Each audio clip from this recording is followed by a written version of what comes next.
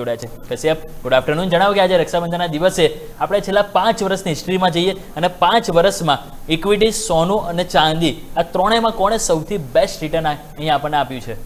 good afternoon યમિંગ જો વાત કરીએ તો ઇક્વિટી અને સોના ચાંદીની તો ખાસું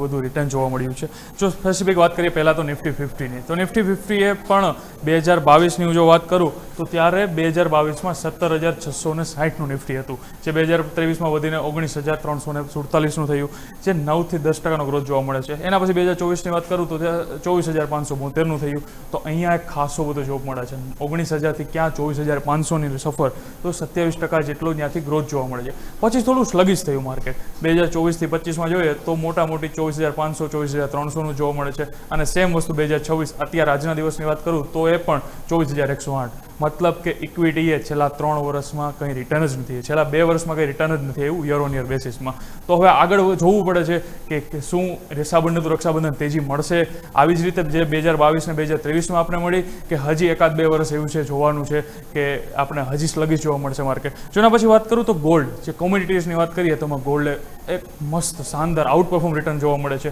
જો ગોલ્ડની વાત કરીશ ને તો ગોલ્ડ પહેલાં 2022ની વાત કરું તો 52,350નું જે ગોલ્ડ હતું જે વધીને 2023માં 58,000નું થયું થોડું વધુ વધ્યું અહીંયા 12% જેટલો કંઈક ઉછાળો આવ્યો છે એના પછી વાત કરું 2024માં તો 2024માં જો વાત કરું ને તો અહીંયા 21%નો વધારો આવ્યો છે તો 2023થી લઈને 2024માં 21% છે 58,000નું ગોલ્ડ હતું ને 71,000નું ગોલ્ડ થઈ ગયું 71,000થી વાત કરું તો 1 લાખ પહોંચતા 2024થી 2022 રક્ષાબંધન 71,000નું ગોલ્ડ 1 લાખ પહોંચ્યું જે 41%નો જમ્પ જોવા મળે છે અને લાસ્ટ યર તમને જેમ ખ્યાલ છે એ પ્રમાણે કે સોના માટે અને ચાંદી માટે તો સોનાનું ચાંદીના વર્ષ રહ્યું એવું કહેવાય તો 2025થી 2026માં 1 લાખનું સોનું 1,58,000ને જે 57%નો અહીંયા જમ્પ બતાવે છે જેના પછી વાત કરું તો ચાંદીમાં પણ અહીંયા એવું જ કંઈક જોવા મળે છે જો 58,000નું ચાંદી 74,000 એક વર્ષમાં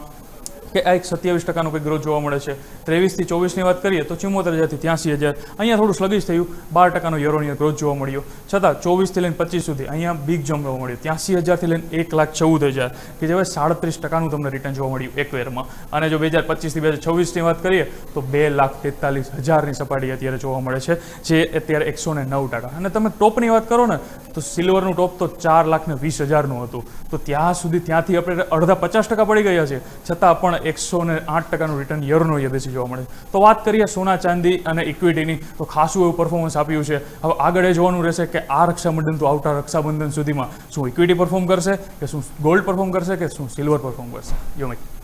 ઓકે તો ફાઇનલી આંકડા તો બતાવી રહ્યા છે કે સોનામાં સોનેરી તેજી અને ચાંદીમાં ચાંદી આપણને જોવા મળી છે છેલ્લા 5